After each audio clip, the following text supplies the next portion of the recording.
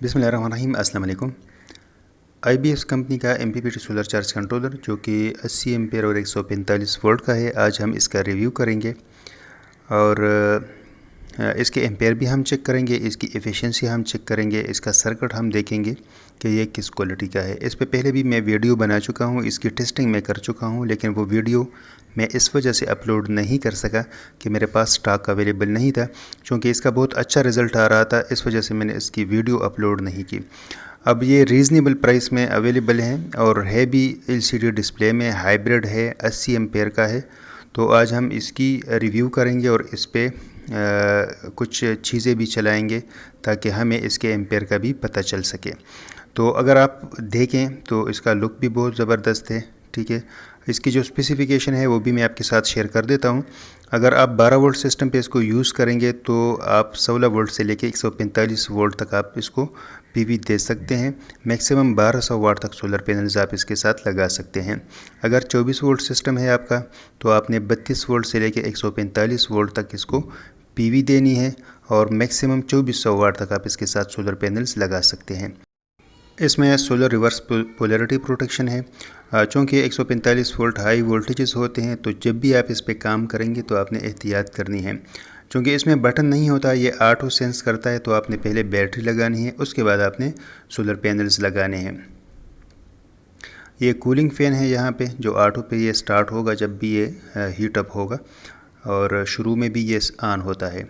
बाकी टर्मिनल्स के बारे में मैं आपको डिटेल के साथ बताऊंगा कि कौन से टर्मिनल पे आपने क्या लगाना है। सोलर, बैटरी, वापडा इन और वापडा आउट, ये सारे टर्मिनल्स जो हैं इस पे मेंशन भी है, इजी भी है, तो आपको ये भी मैं बता देता हूँ।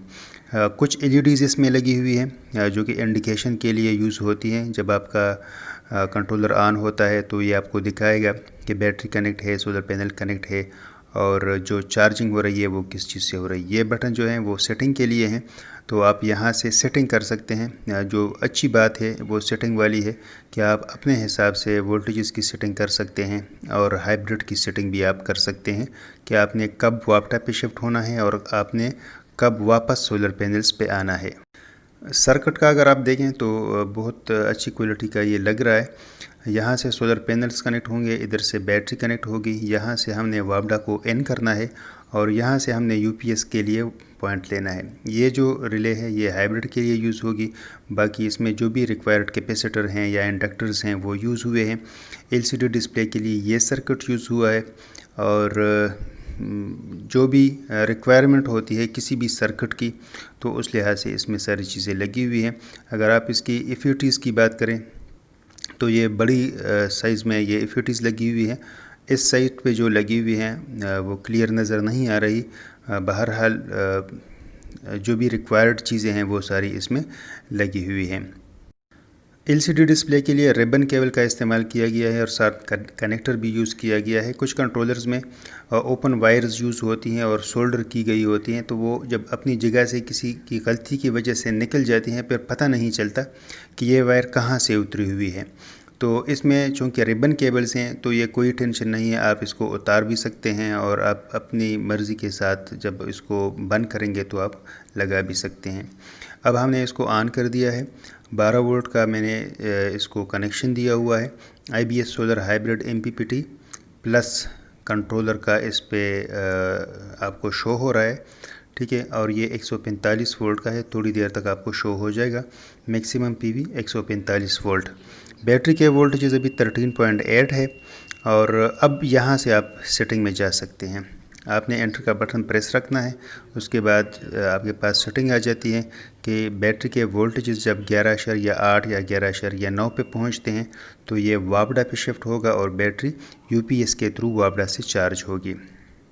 उसके बाद फिर आपने सोलर पे कब जाना है। जब बैटरी वापडा से स्टार्ट हो जाएगी चार्ज, तो ये 13.5 वोल्ट पे जब पहुंचेगी तो ये ऑटोमेटिकली सोलर पे शिफ्ट हो जाएगा।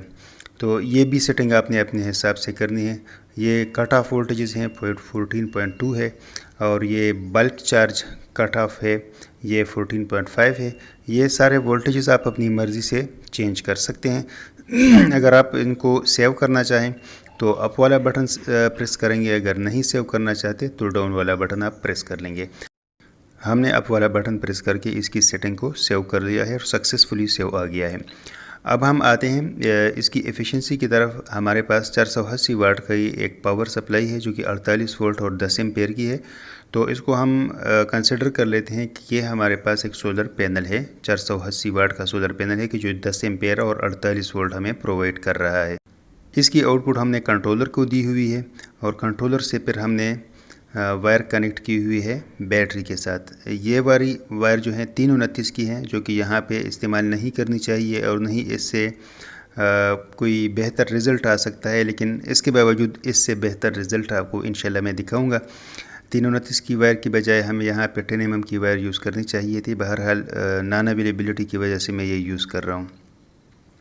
इस वक्त पीवी मैंने इसके साथ कनेक्ट कर दी है, यानी ये जो सप्लाई है इसको मैंने ऑन कर दिया है और ये 48 वोल्ट जो कि यहाँ पे लिखे हुए हैं ये हमें एलसीडी डिस्प्ले पे भी नज़र आ रहे हैं और ऊपर जो एलईडी है वो भी ऑन हो गई है कि सोलर पैनल हमारे साथ कनेक्ट हो गए हैं। ठीक है, अब एम्पेयर में आपको दिखा देता हूँ। ये अभी तकरीबन 2.5 एम्पेयर जो है वो बैटरी की तरफ जा रहे हैं।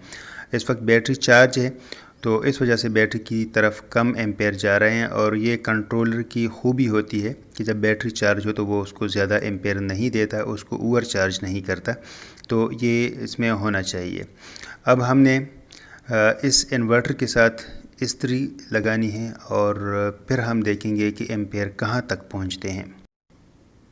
ये जो इन्वर्टर है ये पेवर साइन वेव का इन्वर्टर है, एक मरतबा मैंने वीडियो में दिखाया भी था। अब इस पर मैं ये इस्त्री चलाऊँगा और आप देखेंगे कि एम्पेयर जो हैं वो मज़ीद बढ़ेंगे।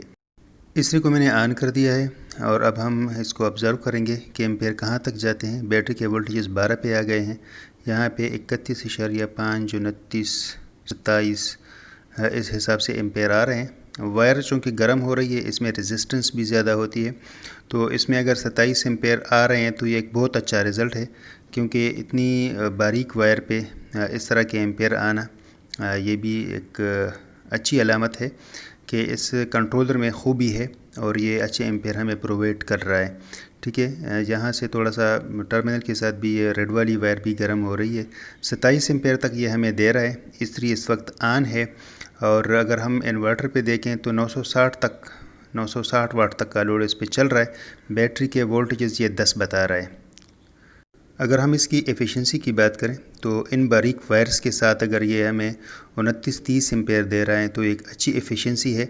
329 की वायर आपने लगाई हुई हो और उसके बावजूद आपको हाई एम्पेयर मिल रहे हो, तो अगर आप सही वायर लगाएंगे तो उम्मीद है कि इससे बेहतर रिज़ल्ट आपको मिलेगा।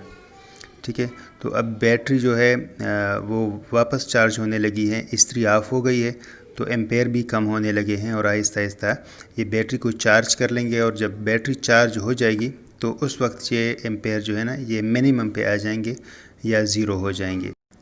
अब इस्त्री फिर से ऑन हो गई है, अब फिर एम्पेयर बढ़ेंगे और ये आप देख लें कि एम्पेयर अभी 26 बता रहा है। वायर काफ़ी गर्म हो जाती है तो इसकी रेजिस्टेंस की वजह से भी और इसकी जो डाया कम है इस वजह से भी ये जो एम्पेयर हैं ये कम हो सकते हैं। अगर वायर इससे बड़ी होती तो शायद इससे अच्छा रिज़ल्ट हमें मिल जाता। यहाँ भी थोड़ी सी स्मोक नज़र आ रही है। टर्मिनल के साथ जो रेड वाली वायर है ये कमज़ोर वायर है, तो ये भी वीक वायर है, इस वजह से भी हमारा रिज़ल्ट थोड़ा सा वीक हो सकता है। बहरहाल अगर ओवरऑल हम देखें तो एक अच्छा रिज़ल्ट हमें मिल रहा है। तो एक रीज़नेबल प्राइस में ये एक अच्छा कंट्रोलर है जो कि अच्छा रिज़ल्ट हमें दे रहा है और इसमें जो प्रॉब्लम्स है उसकी रेशो भी बहुत कम है। जितने भी लोगों ने इसको यूज़ किया है वो इससे खुश हैं और इससे मुतमईन हैं। दोस्तों, उम्मीद करता हूँ कि वीडियो आपको अच्छी लगी होगी। इंशाल्लाह नेक्स्ट वीडियो में फिर मिलेंगे, तब तक के लिए इजाज़त दीजिएगा। अपनी दुआओं में याद रखिएगा, अपना बहुत सारा ख्याल रखिएगा। अल्लाह हाफिज़।